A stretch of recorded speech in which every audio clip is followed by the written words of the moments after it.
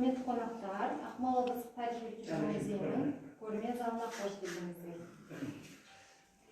Тері өңдеу былғары жасау қазақ халқының ата салтының ежелгі түрі болып табылады. Жануарлардың өрнектелген, көркемделген терісінен ата-баба халқымыз көбінесе аяқ киім, бас киім, жай киімдер, ат әбзелдеріне арналған заттар, иін тігеріне арналған жиһаздар, ыдыс-аяқтарды сақтауға арналған қапшалардың барлық түрлерін жасаған. Ақмола облыстық тарихи-өлкетану музейінің қорында былғарыдан жасалған бұйымдардың 60-тан астам үлгісі сақталған. Бүгін былғары көшпенділер мұрасы көрмесі 7 бөлімнен тұрады. Соның ішінде Ақмола облыстық тарихи-өлкетану музейінің қорынан алынған 40-қа жуық сақтау бірлігі көрсетілген және бүгінгі заманауи шеберлердің жұмыстарымен толықтырылған. Назарларыңызға 20 ғасырдың басында қолданысқа ие болған көнекті ұсынамыз. Бұл көнектің тарихы өте ерекше. Кезінде біздің жерлесіміз, атақты ақын, суырып салма импровизатор Үкілі Ыбырай Сандыбайұлының есімі осы көнектен байланысты. Бұл көнектен кезінде ол кісі қымыз ішкен деген аңыз бар. Келесі көнекке назар аударатын болсақ, 19 ғасырдың соңғы 20 ғасырдың басында қолданысқа ие болған жалпы көнек деген ыдыс бұл ие сауға арналған ыдыс болып табылады. Көнек деген атауынан қарасақ, жалпы көн шикі тері деген мағынаны білдіреді.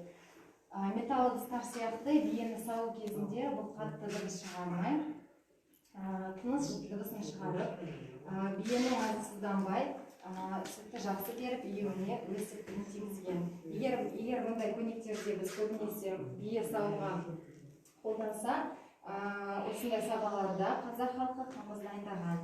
Бұл саба 20 ғасырдың басында қолданысқа ие болған. Саба таза теріден жасалған, пирамида тәріздес, асты жағы төртбұрышты, жоғарылай келе пішіні кішірейіп, аузы піспектің басына оңай кіруіне байланысты кішірейтіліп жасалған. Мұндай сабалар көбінесе отбасының әлеуметтік жағдайына байланысты әртүрлі болған және мұндай сабалардың сыйымдылығы 100 литрге дейін жеткен. Бұл саба жаңадан жасалған сабалардың бірі болып табылады. Егер сабаның ішінде біз қымыз дайындасақ, қымызды сақтап тасымалдау үшін көбінесе осындай торсықтарды қолданған. Торсықтың да түрлері өте көп. Назарларыңызға мүйіз торсықты ұсынамыз. Бұл 20 ғасырдың аяғында жасалған. Мұндай мүйіз торсықтың ерекшелігі екі жағындағы мүйізге қарайтын болсақ, сол жерде қымыздың қалдықтары сақталған. Оны қанша жусан да, ол қымыздың қалдықтары кетпей, биенің сүтін жай ғана құйып қойып, өзімен өзі ашып, қымыз дайындала берген. Яғни ашытқы ретінде бұрыштарында қымыздың қалдықтары қалған. Жаңа атап өткендей, торсықтардың түрлері өте көп. Солардың бірі сүйретпе торсық және жан торсық. Бұдан да басқа өркеш торсық, жай торсық деген түрлері бар.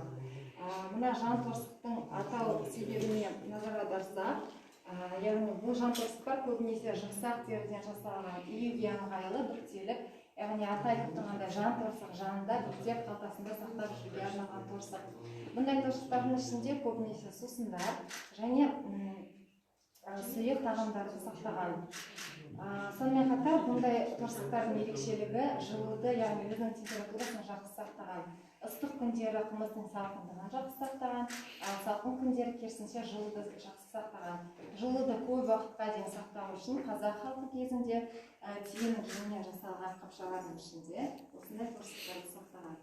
Келесі эпизодқа назар аударатын болсақ, бұл ерекше сабалардың бірі. Бұл сабаны 2012 жылы арнайы музейдің тапсырысымен белгілі шебер Рүстем Шариповпен жасалған. Жақынырақ назар аударатын болсақ, бұл жерде күн мен оттың анасы Майяның бейнесі бейнеленген. Жан-жағы былғарыдан жасалған шашақ баулармен әсемделіп, қойдың жілік сүйектерінен әсемделген ерекше сабалардың бірі болып табылады. Сонымен қатар, бүгінгі біздің көрмемізге ерекше бір эстетикалық талғам сыйлап тұрған әдемі суреттер. Қабырғадағы суреттер бұл Шоқан Уәлиханов атындағы мемлекеттік университет студенттері мен оқытушыларының суреттері және балалар суреттерінің суреттерімен ерекшеленіп әсемделіп тұр. Сонымен қатар қазақ халқы былғарыны музыкалық аспаптар жасауда да қолданған. Жалпы музыкалық аспаптар қазақ халқында ұрпақтан ұрпаққа мұра ретінде беріліп отырған. Назарларыңызға 20 ғасырда қолданысқа ие болған қобыздар ұсынылған. Жалпы қобыз екі ішекті музыкалық аспаптардың бірі болып табылады. бұл қазақ халқында көне аспаптар және жалпы Еуропаның арасында шекті аспаптардың атасы болып саналады. Сонымен қатар қазақ халқы үшін белдік ерекше орынға ие болған, ерекше мағынаға ие болған. Көбінесе бұндай белдіктерді ер адамдар таққан. Белдіктің де түрлері өте көп. Таза былғарыдан жасалған белдіктер, солардың ішіндегі ең көбінесі ол кісе белдіктер болған. Кісе белдіктің өзінің мағынасына назар аударатын болсақ, жалпы ғалымдардың айтуы бойынша кісе сөзі жауынгерлердің оқ-құттарын сақтауға арналған сөмке ретінде аударылған. Сонымен қатар жан-жағындағы қайыстан жасалған салтаншақтардың барлығы бұл қару-жарақты сақтауға арналған, сақтау үшін қолданылған болып табылады. Келесі витринаға назар аударатын болсақ, бұл белдіктің басқа түрлерін де көруге болады. Жалпы бұндай белдіктер көбінесе қара малдың терісінен жасалған, 2 немесе 3 қабаттан қапталып, сонымен қатар әртүрлі күміс әшекейлермен, әртүрлі тастармен көмкерілген белдіктер. Көбінесе белдікке қарап ер адамның жасын, әл-ауқатын, руын білуге болады. Сонымен қатар көшпенді қазақ халқы ат үстінде көп өмір сүрген. Сонымен қатар ат әбзелдерін өте қатты құрметтеген. Жалпы қазақ халқында ат ерді қорғайды, ер елді қорғайды деген тәмсіл бар. Соған назар аударатын болсақ, қазақ халқы ер тоқымды өте қатты құрметтеген, ер тоқым мен ат әбзелдерін. Бұл жерде таза былғарыдан жасалған ер тоқымды көруге болады және басқа да ат әбзелдерін көруге болады. Ат әбзелдердің барлығы таза былғарыдан жасалған. Қамшының түрлері, үзеңгі, өмілдірік және тағы да басқа заттар. Бұл жердегі ерекше назар аударатын жәдігерлердің бірі музей қорына 1993 жылы тапсырылған, Ленинград ауданынан тапсырылған терлік, таза теріден жасалған терлік. Мұндай терліктерді көбінесе ер тоқымның жылқының үстіне ауыртпас үшін және тоқымның аттың үстінде нық берік орнау үшін осындай терліктерді қолданып отырған. Сонымен қатар көшпелі халықтың дала өмірі, әр жерге қоныстануы, еденсіз киіз үйде өмір сүру, табиғаттың климаты көшпенді қазақ халқын осындай саптама етіктерді жасауға итермеледі. Саптама етікке назар аударатын болсақ, іші таза киізден жасалған, сырты таза былғарымен қапталған жылы ерлердің аяқ киімі болып табылады. Бұны қай жағынан кисең де дұрыс болып табылады, оң жақ, сол жақ дегені ондай жоқ бұндай етіктерде. Сонымен қатар осындай етіктің табанындағы өкшеге назар аударатын болсақ, аттың үстінде үзеңгіге аяқ салғанда аяқ нық берік орнау үшін қазақ халқының көшпенділері өкшені ойлап тапқан. Өзінің осындай технологияларымен әр елге танымал болған. Сонымен қатар 20 ғасырда қолданысқа ие болған әйел етіктері ұсынылған. Әртүрлі кестелермен өрнектелген әйел етігі қыз-келіншектердің көйлектерін ерекше әдемілеп толықтырып тұрған. Мұндай етіктерді әсемдеп жасау шеберлік өнерінде ерекше орынға ие болады. Сонымен қатар 20 ғасырда қолданысқа ие болған таза былғарыдан жасалған мәсі. Бұндай жылы мәсілер көбінесе қарт әйелдер киген. Бұндай мәселелер тазалықты, киіз үйдің ішінде жылылықты сақтауға қолданған. Сонымен қатар сыртқа шыққан кезде кебістен, яғни кебеден, былғарыдан жасалған кебеден киіп, қарт әжелер сөйтіп далаға шығып отырған. Сонымен қатар жалпы осы бүгінгі көрмеге қойылған ерекше сүйіспеншілікпен, әдемілікпен, шеберлікпен жасалған былғары бұйымдарға қарайтын болсақ, қазақ халқының ерекше шебер, қазақ көшпенділерінің ерекше шебер болғанын байқаймыз. Сонымен қатар Қазақстан Республикасы осы тәуелсіздік алғаннан кейін қазіргі заманауи шеберлер де бұндай шебер осындай технологияларды қолданып, заманауи былғарыдан жасалған бұйымдар жасап жатыр. Былғары мен темір бояушы суретші Рустам Михайлович Яковлевтің заманауи былғарыдан жасалған бұйымдары да ұсынылған. Бүгін бізбен сіздер үшін ерекше жағдай туындап отыр. Суретпен, былғары мен темір шебері Рустам Михайлович Яковлев өзінің шеберлігімен бөлісіп, сізге бүгін мастер-класс ұсынбақшы. Рахмет. Сөз кезегі сізде. Подойти поближе, да, может. Хотел бы объяснить принцип самой техники. Техника называется карвинг, то есть буквально резьба по коже. То есть принцип какой? На кожу наносится определенный рисунок, в данном случае орнамент. Ну, вот здесь изделие это марбут у нас. Вот, предварительно наносится рисунок. И потом посредством специальных инструментов, то есть в данном случае поворотный нож, специальным резцом вырезается по контурам рисунок. То есть ведется по контуру.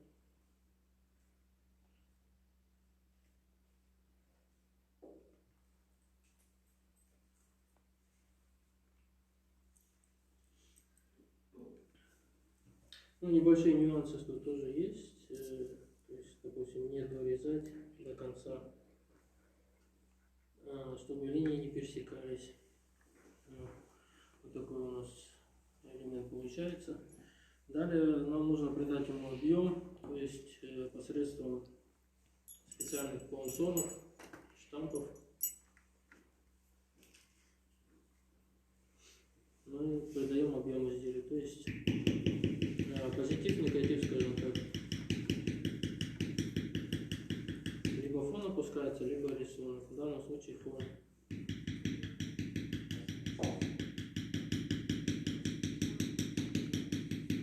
Существует различное количество, большое количество штампов определенных, каждый под свои задачи заточен. Можно самому, допустим, переделать, то есть под свои необходимые нужды. То есть оригинальная техника, вот в основном в технике Шеридан, красный кошелек представлен, такой цветочный орнамент. Ну, я переработал под национальный казахский узор орнамент. Здесь, соответственно, тоже есть кое-какие нюансы, которые нужно учитывать при выполнении рисунка.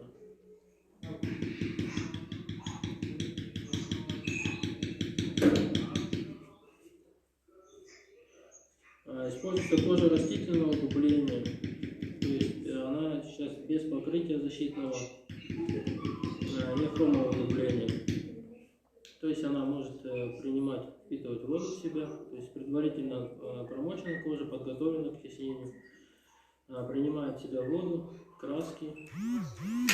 Вот, и, соответственно, возможно выполнять вот такие изображения, рисунки, которые со временем не исчезают. То есть кожа как бы имеет свою память и сохраняет вырезанный рисунок наш.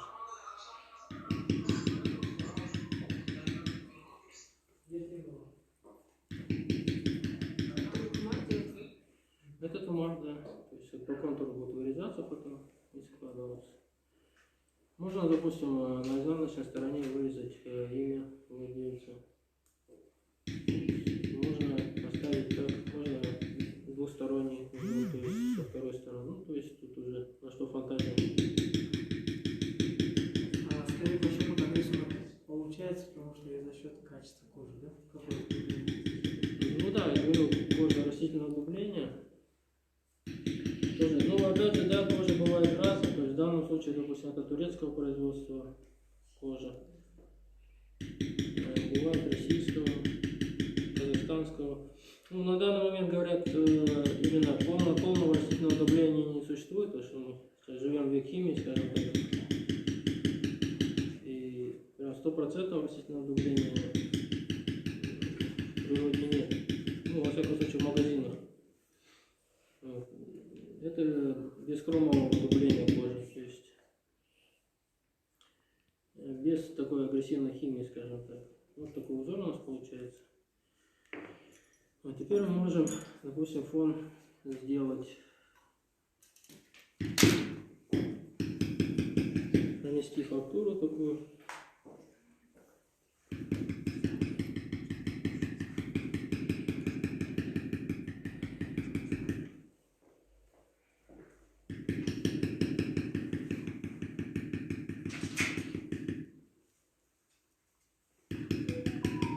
Опять же, тоже фоновые штампы, бэкграундеры бывают тоже различного рисунка, то есть опять же зависит от вашей идеи.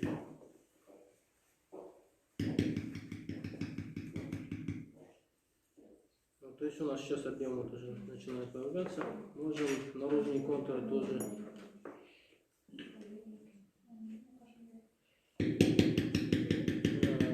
выделить. То есть здесь штамп с насечками. Он оставляет такой своеобразный узор.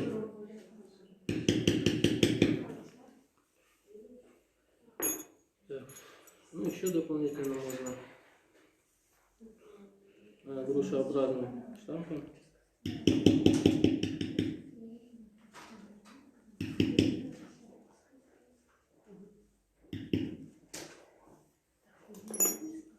Такой фоновый штамп тоже называется лягушачья кожа.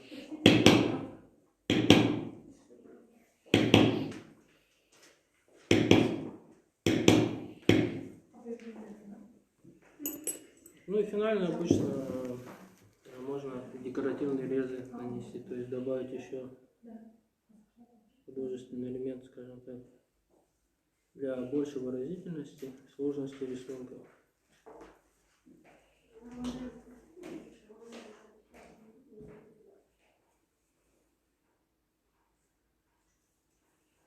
Вот. Ну, далее уже покраска. Если хотите, могу продемонстрировать покраску.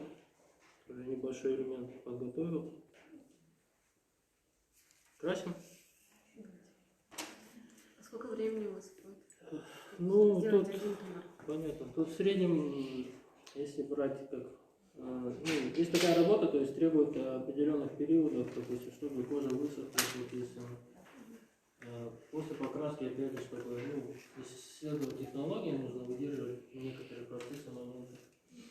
Вот. Ну, в среднем где-то часов 5, если так непрерывная работа, скажем так, можно выполнить. В данном случае здесь у нас узор вырезан, прокрашен фон по контуру, тоже специальные красители спиртовые. И узор закрыт тоже средством специальным, так называемым блокиратором, то есть чтобы у нас краска не попадала, не впитывалась, ну или впитывалась, но частично. То есть тем самым мы можем выделить сам узор как фон. То есть эта краска очень не смоется, да? Краска, да, потом дополнительно еще закрывается финишами, то есть по технологии. Единственное, кожа растительного давления имеет свойство выгорать на солнце, то есть она покрывается такой благородной патиной, скажем так, красиво стареет, скажем так. Так, сегодня буду использовать такой краситель, античный гель. Он придает именно такой налет старины на изделие.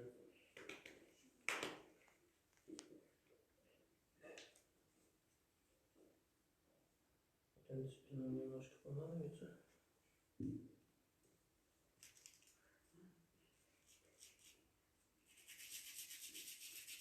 И стараемся нанести, чтобы краска попала во все углубления.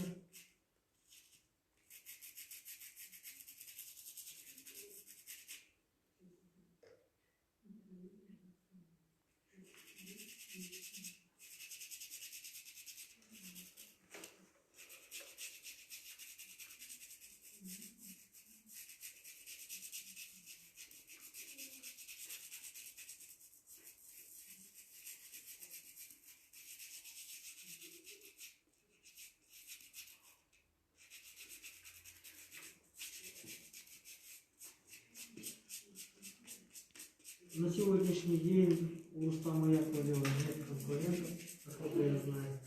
Вот можно сказать. Ну, вроде как что точно. Вроде как что точно. Он один из тех студентов, когда приходил на занятия, ему даешь задание, от остальных студентов мы обычно ждали там через второе занятие принесут эскиз, пока не думали. Он уже на следующее занятие приносил по несколько готовых идей, просто берем, выбираем уже, какой из них лучше.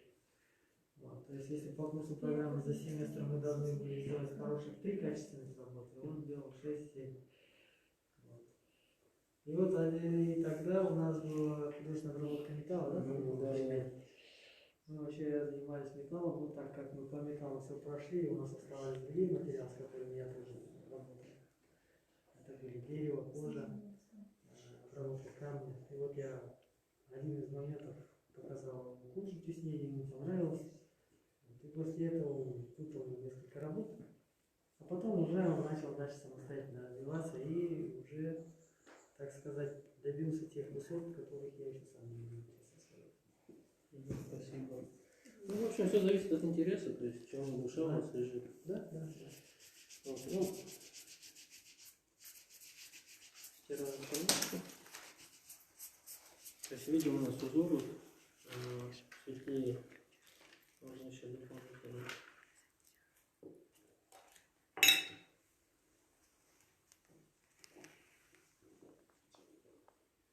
И у нас краска, получается, вот в углубление попадает.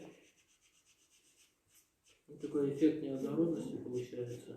То есть античный эффект. Вот у нас узор.